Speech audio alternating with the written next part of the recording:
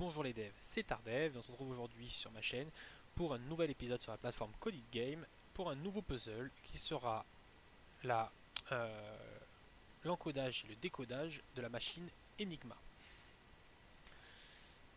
Pour ceux qui ne connaissent pas, la machine Enigma a été utilisée par les Allemands en fait pendant la Deuxième Guerre mondiale pour encrypter les, les messages qui s'envoyaient. Donc c'est vraiment une machine qui faisait donc de la crypto on va dire, mais de très bas niveau vu qu'elle utilisait en fait le code de César et un petit décalage ensuite avec des rotors. Donc je vais vous expliquer tout ça dans la vidéo, ça fait un bon parallèle parce que du coup ça me permet de vous dire que mes prochains épisodes de cours sur ma chaîne seront sûrement sur de la crypto. Donc voilà. Donc on est parti pour ce puzzle. Donc comment fonctionne la machine Enigma? Là, pour ce puzzle, on va avoir déjà une première ligne qui va nous dire si on veut encoder ou décoder un message. Ensuite, on va avoir un chiffre n. Il faut savoir que la machine Enigma, dans un premier temps, faisait ce qu'on appelait le cryptage selon César. Donc, le décalage de César, en fait, c'est il prenait l'alphabet et il ajoutait un nombre. Par exemple, si on avait le string A et qu'on appliquait un décalage de 4, on voyait bien que A plus 4, en fait, ça nous donne E dans l'alphabet. Et ensuite, on rajoute 1 dans celui-là. Alors, ils sont pas tous pareils. Le décalage César, des fois, c'était un nombre fixe. C'est-à-dire qu'on disait que c'était 4, on prenait toutes les lettres, on faisait plus 4 dans l'alphabet, on avait la lettre qui correspondait à la lettre chiffrée. Là, celui-là, c'est qu'on a un décalage en plus à chaque fois. Donc, c'est-à-dire qu'au début, on prend 4, donc le A se transforme en E, puis le deuxième A, du coup, se transforme en F, puisqu'en fait, c'est 4 plus 1. Puis la dernière se transforme en G, puisqu'on a 4 plus 1, vu que c'est la troisième lettre. Donc ça, c'est un décalage de César qui s'incrémente à chaque fois qu'on utilise ce nombre. C'est assez intéressant niveau crypto, ça complexifie la cryptanalyse pour casser le code. Je vous montrerai sur le cours, je ne sais pas si sortira ce dimanche ou le dimanche de la semaine prochaine. Ça évite qu'une lettre donne toujours la même et du coup avec des statistiques ou autres, on peut facilement casser cette méthode-là de César. Avec ça là, ça complexifie un peu la chose, donc c'est une très bonne chose d'utiliser comme ça. Une fois qu'on avait chiffré ça, on avait ce qu'on appelle des rotors. Et les rotors, c'est ceci. En fait, on avait des correspondances de lettres. C'est-à-dire qu'il nous disait que là, on a les lettres de l'alphabet. La correspondance était celle d'en face. Donc c'est des correspondances, c'est bien bijectif, c'est du 1-1. Il n'y a pas possibilité d'avoir une lettre qui correspond à 2 dans l'arrivée ou autre, hein. C'est bien du 1-1. Donc la lettre A se transformait en B, la B en D, la C en F, la D en H, et ainsi de suite. Ce qui permettait en fait qu'à toute personne qui connaissait ça, donc en fait ça s'appelait la clé, on verra en crypto c'est vraiment de la clé, qui nous permet de chiffrer notre message. Dans le sens inverse, on peut remonter dans l'autre sens pour déchiffrer. Donc c'est un chiffrage symétrique puisque c'est la même clé qui nous permet de chiffrer et de déchiffrer. Donc là, on voit que dans notre exemple ici, par rapport à la machine Enigma, on va avoir 3 rotors à appliquer. Donc on voit que le A devient B, mais ensuite le B devient J. Et le J ici deviendrait, je ne sais pas quelle lettre exactement, dans ce rotor là. Ce puzzle, en quoi il va consister? On va nous envoyer du coup une commande, encode ou décode, un décalage selon César à faire qui sera le N, 3 lignes de rotor, et en sortie on devra avoir le message. Donc si on nous a demandé de encode, il va falloir qu'on encode le message qu'on nous a envoyé à la ligne 6, donc le AAA il faut qu'on l'encode, selon cette méthode. Si on a envoyé décode, il faudra décoder ce message là. Petite astuce, c'est pas évident en informatique de manipuler, ce sera mieux comme ça, de manipuler des lettres. C'est assez chiant, c'est toujours un peu complexe. Donc on va tout de suite créer deux fonctions qui vont permettre d'encoder ces lettres en chiffres et inversement les chiffres en lettres pour la ressortie. Donc avant de, hop, on va supprimer ça parce que ça on n'en aura pas besoin. On va garder les deux premières. On va créer deux fonctions qu'on va mettre tout en bas. Une première fonction qui va nous permettre en fait de transformer un char en int, en un index en fait. C'est-à-dire que par exemple, je veux que la lettre A corresponde à 0. On sait que la lettre A c'est la... Bon, en informatique ça va être l'index 0 de l'alphabet. La lettre B ça serait la 1 et ainsi de suite.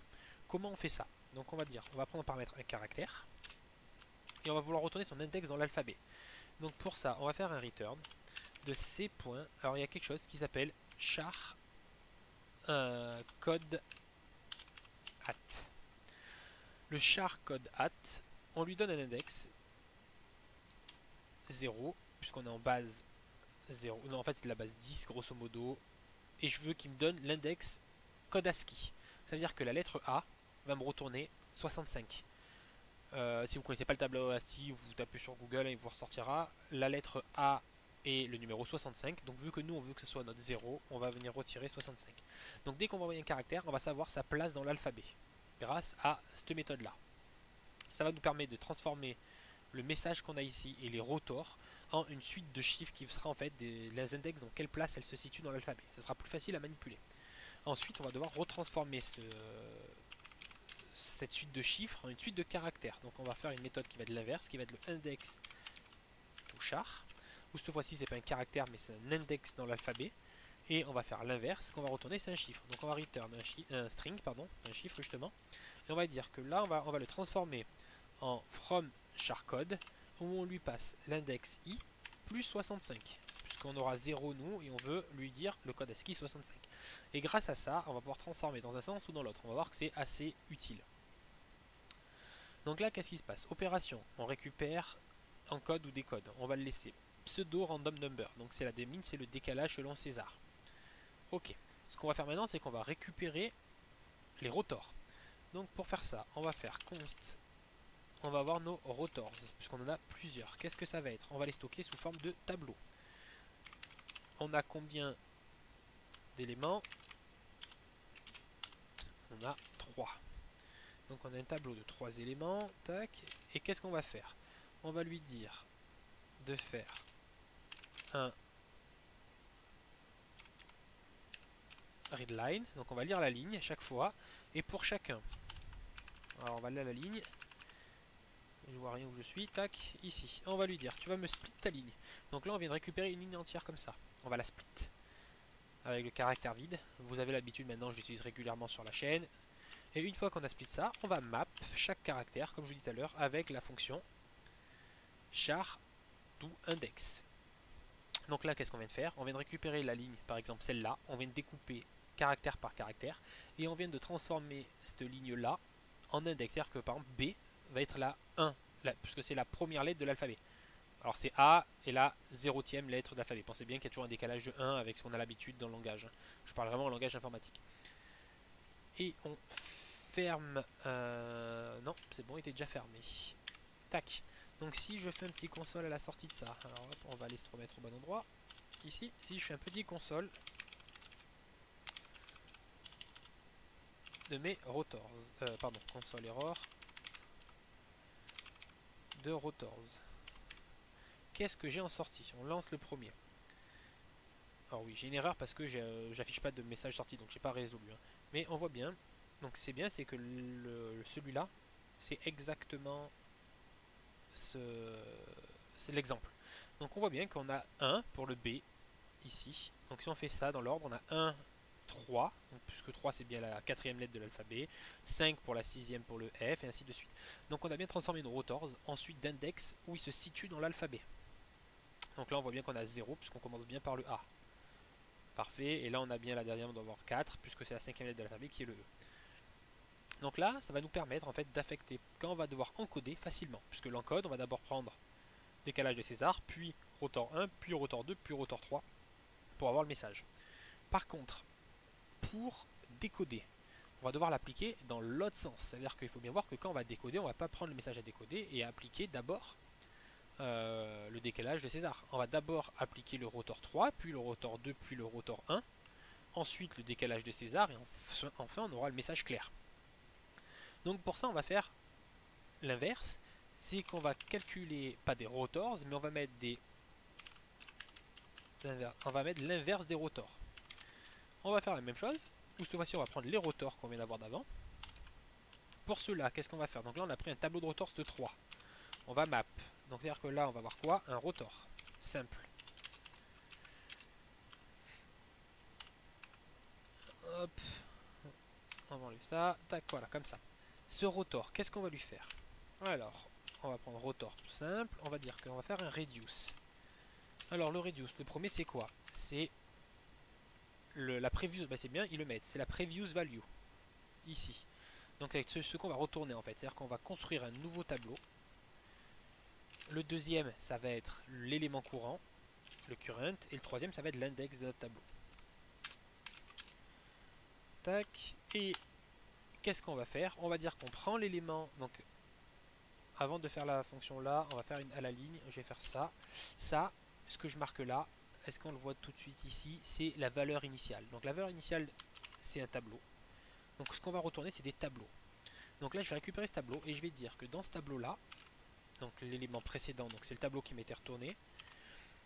Le C, c'est l'élément courant, donc on a le rotor. Donc là, c'est le placement dans l'index de la lettre. C'est-à-dire que là, par exemple, pour le B, on va dire que dans ce tableau-là, à l'index 1, puisque B, ça sera la valeur 1 dans le rotor, je vais vouloir que tu mettes l'index courant. Et pas facile à comprendre, une fois que j'aurai fait ça, je vais vous faire un petit console log pour vous montrer pourquoi on fait ça. Et on pense bien, qu'est-ce qu'on return? On return le tableau. Tac, là on est bon. Lui j'ai fermé, qu'est-ce qu'il me dit lui? Il doit pas aimer. Déclaration statement inspected. Tac tac tac. Oui, parce que j'ai oublié de fermer ça. Puisque là c'est la fonction de lui, ça je peux le remonter là. Lui c'est le reduce qui est là. Parfait. Lui, je sais pas pourquoi il y a ça. C'est ça, le map qui est là. Et du coup, ouais, il y a un petit décalage. Puisque après le map, pour le moment, il n'y a plus rien. Alors, là, on a pris rotor par rotor. Donc là, on vient de transformer chaque rotor qu'on a là en un rotor inversé. Sauf qu'on les a dans l'ordre 1, 2, 3. Or, nous, ce qu'on va vouloir appliquer, c'est 3, 2, 1. Donc ce que je vais faire juste en plus, c'est je vais reverse mes valeurs pour avoir le premier inverti de rotor qui est le 3. On va faire un petit console log pour vous montrer ce que ça donne, parce que c'est pas évident.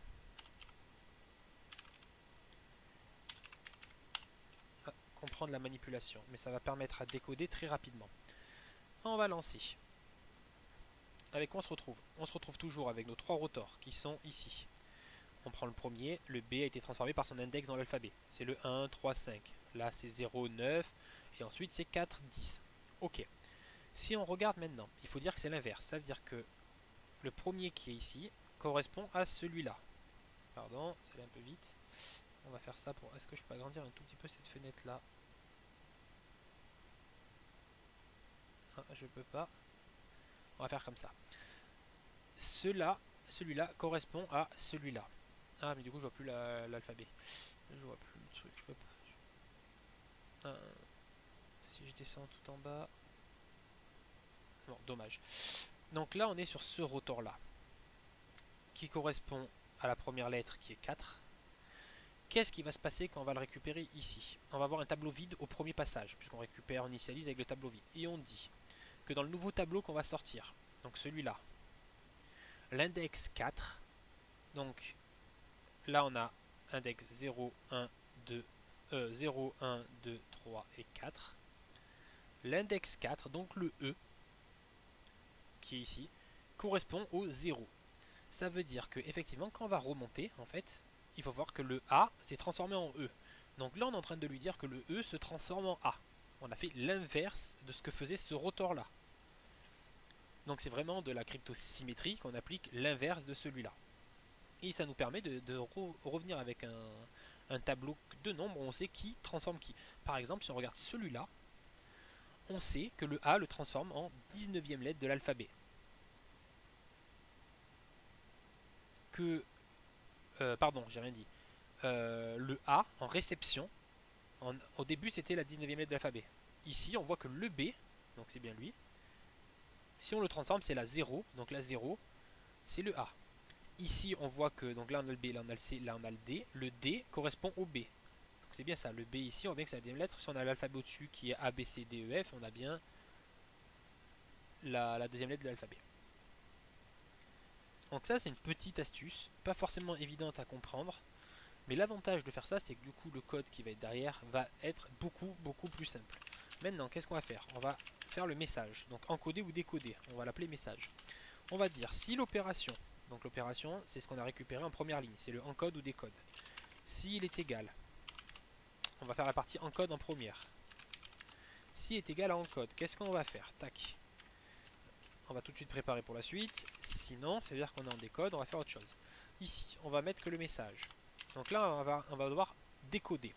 Donc dans un premier temps, il va falloir qu'on récupère le message. Puisque je rappelle, on a récupéré le readline qui est en code décode. On a récupéré grâce à celui-là le nombre de décalage. Grâce à celui-là 3 fois, on a récupéré les rotors. On n'a pas récupéré encore le message. Le message, il est dans aucune variable. On aurait pu très bien d'ailleurs le mettre ici. Ça sera plus propre. On va le mettre ici. Là, on récupère le message. On ne sait pas si c'est le message encodé ou à décoder ou à encoder. Donc ici, on va dire que le message, on va prendre ce message-là. Là, on est en mode encode. Donc en premier, qu'est-ce qu'on va faire? Vous avez l'habitude. En premier, on va le split pour avoir caractère pour caractère. Caractère par caractère. En deuxième, une fois que c'est split, on va mapper chacun. Donc là, on est en encode. Donc on va mapper chacun de ces caractères qui sont des lettres à l'index qui correspond. Donc on a fait une fonction pour ça. Char to index. Donc là, on a des index. Maintenant, qu'est-ce qu'on va faire? On va devoir faire le décalage de César. Donc on va encore mapper chacun de ces caractères. Où on va dire que caractère par caractère, on va faire C plus, donc on l'appelait pseudo random number. Et on va mettre modulo 26 parce qu'il y a 26 lettres dans l'alphabet. Si on a le Z qu'on doit le décaler 3 fois, on va devoir retourner entre 0 et 26. Donc du coup, Z plus 3, on va retomber sur du C. Donc c'est 3. Donc il va falloir faire le modulo 26 pour ça. Ok, donc là on a fait le décalage de César. Il ne faut pas oublier que dans le décalage de César qui nous indiquait ici, à chaque fois qu'on va faire un décalage, il va falloir augmenter, incrémenter le nombre. Donc ici, plus, au tour d'après, cette valeur-là sera incrémentée. Je vous rappelle que vous pouvez incrémenter de deux façons. Le plus, on peut le mettre devant. Ou derrière, quand c'est devant, ça va d'abord incrémenter avant de faire cette ligne-là. Si on le met plus, il sera incrémenté à la fin de cette opération ici. Donc là, on a fait le décalage de César pour les index. Ok. Maintenant, qu'est-ce qu'on va devoir faire? On va devoir... Donc là, on a fait l'étape ici. Donc là, maintenant, il va falloir qu'on fasse passer dans les rotors. Donc pour chaque caractère, qu'est-ce qu'on va lui dire? Maintenant, on va te transformer. On va prendre le tableau des rotors. Donc là, on a les 3 rotors. Et on va lui dire, pour chacun, on va te reduce. Ou on va prendre donc le précédent. Moins le courant. Donc là, c'est l'élément courant. Et on va lui dire, dans le courant, ce que je vais vouloir récupérer, dans le rotor, je veux récupérer la lettre qui correspond au caractère C. Donc c'est l'index qu'on a là. Et on initialise avec quoi? Avec le C qu'on a récupéré ici. Donc là, on vient de faire la transformation sur les 3 rotors. On vient d'encoder sur les 3 rotors. Qu'est-ce qu'il nous reste à faire? La deuxième fonction, on a l'index, on veut le retransformer en lettres. Et pour finir, on join le message selon rien pour que ça refasse un message tel quel. Et là, on a bien le message en encode. On va faire maintenant le décode. Qu'est-ce qu'on fait? On part sur le même principe. Dans un premier temps, on split pour découper. On va transformer, comme tout à l'heure, les caractères. Donc on va faire un map. On va transformer les caractères en index. Maintenant, la différence, c'est que d'abord, on a fait ici le pseudo random number où on a incrémenté. Donc ça, c'est le décalage de César. Là, on va pas devoir faire le décalage de César, puisqu'on fait à l'envers. On a ce message qui est décodé. Il va falloir qu'on remonte. Donc on va appeler ici ce qu'on a créé tout à l'heure, le inverted rotors. Et on va faire la même ligne de code qu'on a fait pour les rotors ici. On va faire un reduce, où on va prendre le précédent, le rotor qui correspond. On va transformer ça en disant qu'on prend le rotor, c'est un tableau C, et on initialise ça avec la valeur initiale. Donc là, on vient de faire, en fait, vu qu'on avait inversé les rotors, on vient de remonter tout ce qui était encodé avant. Donc on vient de décoder ici, ici et ici. Il nous reste à décoder quoi? La partie de César. Donc pour décoder la partie de César, on va faire quoi? Il va mapper le C en C. Cette fois-ci on fait pas plus mais on fait moins. Le pseudo random number toujours plus. Modulo 26. Donc on voit que c'est la même ligne qui est là, sauf que la différence, cette fois-ci, là on a incrémenté, on a fait l'addition pour aller au décalage dans un sens, et là on fait la soustraction pour faire le décalage dans l'autre sens. Qu'est-ce qu'il nous reste à faire? Comme tout à l'heure, là on a des index, on veut les transformer en lettres maintenant, et maintenant on veut les join, et on a fini les deux parties. Donc il nous reste à faire quoi? À afficher le message.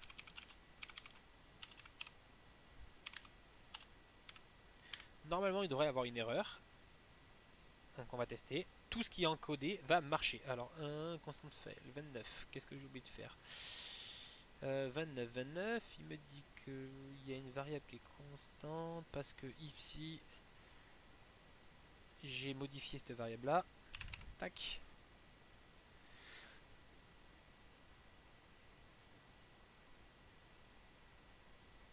Ok.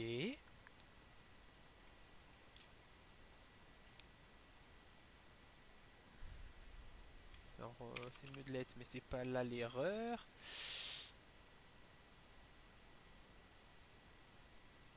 On va afficher, les rotors étaient bons, le message normalement doit être bon. Là on est en train de faire quoi là? Je crois qu'on est en train d'encoder, puisqu'on doit retrouver là-dessus. Donc on voit qu'on a bien eu on a bien eu la première lettre, mais on n'a pas eu les autres.